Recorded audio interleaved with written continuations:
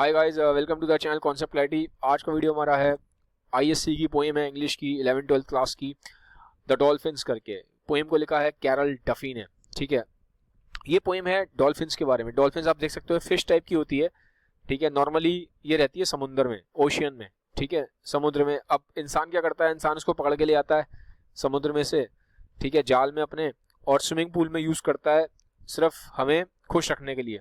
जैसे सर्कस में जानवरों को रखा जाता है ना इंसानों को खुश रखने के लिए।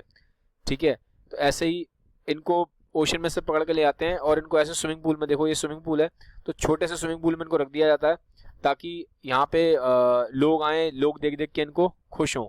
ठीक है, बहुत सारे आप देखोगे यहाँ पे जहाँ पे इनको रखा जाता है ना स्विमिंग पूल में, तो बहुत लोग इनको देखने आते हैं। जैसे कि हम लोग जाते हैं ना जू में, जाते हैं चिड़ियाघर में, जाते हैं इंसान जाता है चिड़ियाघर में देखने के लिए जानवरों को, और हम जानवरों को देख देख के क्या होते हैं, खुश होते हैं, बड़े हैप्पी होते हैं। हमारे लिए वो क्या है, चिड़ियाघर में जानवर हमारे लिए क्या है, हमारे लिए सोर्स ऑफ एंटरटेनमेंट है। ऐसे ही ये डॉल्फिन भी क्या है, इसको ओशन से पकड़ के ले आते हैं, समुद्र में से पकड़ के ले आते हैं और स्विमिंग पूल में डाल देते हैं।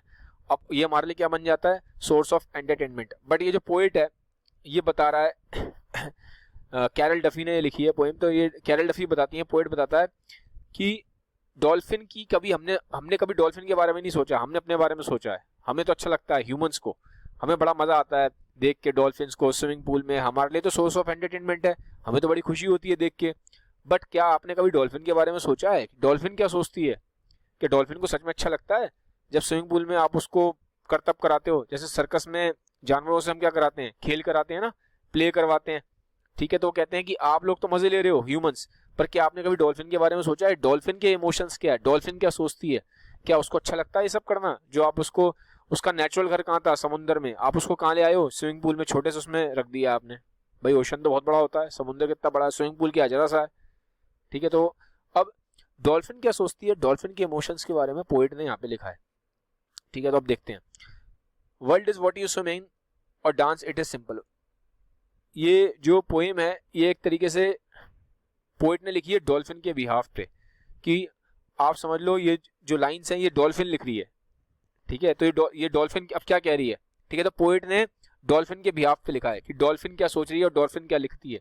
ठीक है, तो world is what you swimming और डांस इट इज सिंपल। वो अब डॉल्फिन कह रही है अब डॉल्फिन कह रही है, जब मैं वर्ड यूज कर रहा हूं तो समझ लो पोएट लिख रहा है, तो पोएट ने डॉल्फिन के बिहाफ पे लिखा है। ठीक है, तो मैं ऐसे ये यूज करूंगा तो आप समझ जाना, जब मैं बोलूंगा डॉल्फिन कह रही है तो मतलब पोएट ने लिखा हुआ है। ठीक है, पोएट ने डॉल्फिन के इमोशंस को अपने बिहाफ पे लिखा है। तो डॉल्फिन कहती है world is what you swim in, मतलब दुनिया क्या है, दुनिया वो है जहां पे हम स्विम कर सकते हैं, हम डांस कर सकते हैं, हम आजाद हो सकते हैं।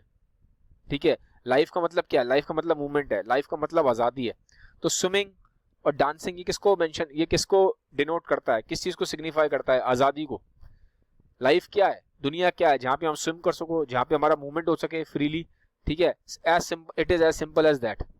ठीक है, तो डॉल्फिन यहाँ पे बोल रही है, मतलब पोएट बोल रही है कि दुनिया, वर्ल्ड हम उसको कहते हैं जहां पे हम फ्रीली मूव कर सकें, हम तैर सकें, हम डांस कर सकें, हम फ्री हो। ठीक है, तो अब ये क्या कह रहे हैं, अब डॉल्फिन क्या कहती है, we are in our element but we are not free. Element मतलब पानी। वो कह तो अब डॉल्फिन कह रही है कि हम स्विमिंग पूल में तो हैं, और स्विमिंग पूल में ही पानी होता है, लेकिन हम फ्री नहीं है। क्यों नहीं है फ्री, क्योंकि ये बने कहाँ के लिए थे, डॉल्फिन बनी थी समुद्र के लिए। आप समुद्र से निकाल के उसको कहाँ ले आए, छोटे से स्विमिंग पूल में डाल दिया आपने। तो कह रही है कि डॉल्फिन की हमारा घर तो समुद्र है, हम वहां फ्री महसूस करते हैं, स्विमिंग पूल हमारा घर नहीं है, यहाँ पे हम फ्री नहीं है। भले ही हम पानी में हैं लेकिन हम फ्री नहीं है यहाँ पे। Outside this world you can not breathe for long. अब वो कह रही है डॉल्फिन कि अगर मैं इस पानी से बाहर निकल जाऊं तो मैं ज्यादा लंबे टाइम तक जिंदा नहीं रह पाऊंगी। ऑब्वियसली ये पानी में ही जिंदा रहते हैं, फिश है एक तरीके की, तो बाहर निकलेगी तो मर जाएगी।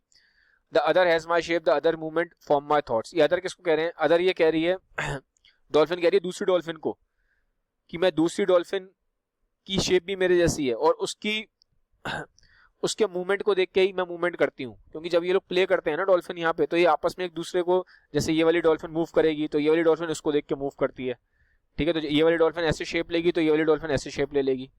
ठीक है, तो ये बता रही है कि मुझे, डॉल्फिन कह रही है कि हमें इन्होंने स्विमिंग पूल में रिस्ट्रिक्ट कर दिया है, और हमें एज अ सिर्फ सोर्स ऑफ एंटरटेनमेंट यूज कर रहे हैं, ह्यूमंस प्ले की तरह यूज कर रहे हैं हमको, कि दूसरी डॉल्फिन ऐसे करेगी तो मुझे भी ऐसे ही करना है, वो ऐसे करेगी तो मुझे भी ऐसे ही करना है, ठीक है। तो हमें ट्रेन कर दिया गया है एक पर्टिकुलर मूवमेंट के लिए, और हमें एक दूसरे की डॉल्फिन को देख के मूव करना है। अदर का मतलब यहाँ पे किसके लिए है, दूसरी डॉल्फिन को, एक डॉल्फिन दूसरी डॉल्फिन को कह रही है अदर, ठीक है। और जो थॉट उसके हैं वही थॉट मेरे हैं, क्योंकि भाई ये वाली डॉल्फिन भी परेशान है स्विमिंग पूल में, तो ये भी परेशान है, मैं भी परेशान हूँ, ठीक है। तो इसलिए बोल रही है कि उसके थॉट मेरे थॉट एक जैसे ही हैं। ये दूसरी डॉल्फिन को, एक डॉल्फिन दूसरी डॉल्फिन के लिए बोल रही है। There is a man and there are hoops, there is a constant flowing guilt. अब वो डॉल्फिन कह रही है कि यहाँ पे मैन है, ठीक है, तो मैन तो है ही, और यहाँ पे ना एक्चुअल में इनको डॉल्फिन को स्विमिंग पूल में ना वो दिया जाता है, ऐसे बड़े बड़े ना प्लास्टिक के ऐसे रिंग्स टाइप के होते हैं, उन रिंग में से इनको कुदाया जाता है। जैसे यहाँ पे एक रिंग पकड़ लिया जाएगा और उसको बोला जाएगा इसमें से कूदो, ठीक है। तो आप अगर गूगल करोगे तो आपको दिखाई देगा, हुप्स रिंग टाइप के होते हैं, तो रिंग में से इनको कुदाया जाता है, ठीक है। वो एक सर्कस की तरह है, प्ले कराते हैं। तो वो क्या कह रही है, डॉल्फिन की इंसान है, अपने हुप्स लेके आ जाता है और हमसे ये गेम वेम खिलवाते रहते हैं, ठीक है। और एक कांस्टेंट फ्लोइंग गिल्ट भी है। तो कांस्टेंट फ्लोइंग गिल्ट किसमें है, वो गिल्ट कह रही है कि डॉल्फिन कह रही है मेरे अंदर ही गिल्ट है। गिल्ट क्या है कि क्यों मैं लालच में आके, क्यों मैं केयरलेस हो गई और मैं जाल में फंस गई, समुद्र में जाल में फंसा लिया गया था ना इसको, फिशरमैन ने जाल में फंसा लिया, तो इसको गिल्ट हो रहा है कि मैं क्यों उस टाइम में केयरलेस होकर जाल में फंस गई फिशरमैन के, और मैं यहाँ पे स्विमिंग पूल में आ गई, ठीक है। We have found no truth in this water, no explanation tremble on our flesh. वो कह रही है कि मुझे इस पानी में कोई सच्चाई नहीं लगती, ये वाला पानी में स्विमिंग पूल के, मेरा असली घर तो वहाँ है यार, समुद्र में। वहाँ मुझे लगता है कि मैं फ्री हूँ, वहाँ मुझे लगती है जिंदगी है, ये कोई जिंदगी थोड़ा है, बस एक स्विमिंग पूल में हमें बांध के रख दिया है, ये कोई फ्रीडम नहीं है, बिना फ्रीडम के जिंदगी नहीं है, सिर्फ सांस लेना जिंदगी नहीं है, फ्रीडम भी जरूरी है। तो ये कह रही है, ठीक है। We were blessed and now we are not blessed. वो कह रही है एक टाइम पे मैं बड़ी ब्लेस्ड थी जब मैं समुद्र में जिंदगी जी रही थी। आप देखो ना कितना खुश सी लग रही है यहाँ पे, कितना एक समुद्र में जिंदगी थी इनकी, नेचुरल जिंदगी, कहाँ इन्हें यहाँ पटक दिया है। तो कह रही है मैं समुद्र में बड़ी ब्लेस्ड थी, बट अब मैं अपने आप को ब्लेस्ड नहीं मानती, क्योंकि मुझे एक प्रिजन टाइप में रख दिया है। स्विमिंग पूल उनके लिए एक जाल है, एक जेल जैसी है, ठीक है। समुद्र कितना बड़ा होता है, बहुत बड़ा, 70% दुनिया में क्या है, पानी पानी है, तो कितना बड़ा होता है, ओशन की तो कोई लिमिट ही नहीं है। और स्विमिंग पूल क्या है, जरा सा है उसके आगे, 0.001% भी नहीं है स्विमिंग पूल ओशन का। तो कह रही है कि मैं वहां ब्लेस थी, लेकिन यहाँ मैं ब्लेस नहीं हूँ। After travelling such space for days we began to translate. अब वो कह रही है कि बहुत लंबे टाइम तक जब मैं इस पानी में रह ली हूँ तो अब मैंने इसको एक्सेप्ट कर लिया। ट्रांसलेट मतलब क्या है, ट्रांसलेट मतलब समुंदर से ये यहाँ पे आ गई है स्विमिंग पूल में, तो ट्रांसलेशन हो गया इसका, समुंदर से कहाँ पे आ गई, स्विमिंग पूल में। वो कह रही स्टार्टिंग में जब मैं आई थी तो मैं समझ नहीं पाई स्विमिंग पूल को, एक्सेप्ट नहीं कर पाई, लेकिन अब मैं बहुत लंबे टाइम से यहाँ रह रही हूँ, इतने लंबे टाइम से यहाँ अब जिंदगी जी रही हूँ, मजबूरी है मेरी, तो अब मैंने फिर अपने इस भाग्य को एक्सेप्ट कर लिया। मैंने अपने ये मान लिया कि मेरी लाइफ का लक है, ये मेरी किस्मत ही यही है, तो अब मुझे इसी में बिताना है। तो अब मैंने जो मेरा ये ट्रांसलेशन हुआ है ना समुद्र से स्विमिंग पूल में, मैंने इसको एक्सेप्ट कर लिया। शुरू में एक्सेप्ट नहीं कर पाई थी, बट अब एक्सेप्ट करना मजबूरी है मेरी, ठीक है।